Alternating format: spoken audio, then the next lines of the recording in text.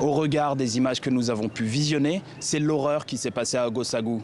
Le bilan s'alourdit et plus de 130 personnes ont été tuées. Des femmes, des enfants et des vieillards de la communauté Peul. Pour les associations de défense Peul, les responsables sont les chasseurs traditionnels Dogon du groupe Dana Amasagou. Des suspicions confirmées par le gouvernement qui a décidé de dissoudre l'association. Créée en 2016 pour faire face à l'insécurité dans la région de Mopti, elle s'est transformée en milice disposant de matériel quasi militaire. Alors que va changer cette dissolution administrative? Pour les experts que nous avons pu contacter, pas grand-chose sur le terrain. Des accords avaient déjà été signés en octobre 2018 entre les communautés Peul et Dogon.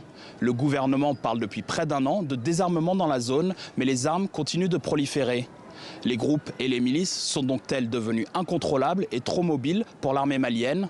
Selon les éléments dont nous disposons, les troupes de l'armée malienne sont arrivées que quelques heures après le début de l'attaque à Agosagou. Pour les rescapés, l'armée s'est rendue complice en n'intervenant que trop tard.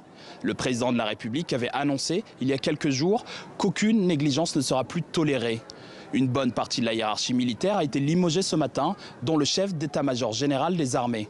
Mais quid de la justice? Selon nos informations, aucune arrestation n'a eu lieu, alors que les responsables de l'association Dana Amasagou sont bien connus des autorités locales.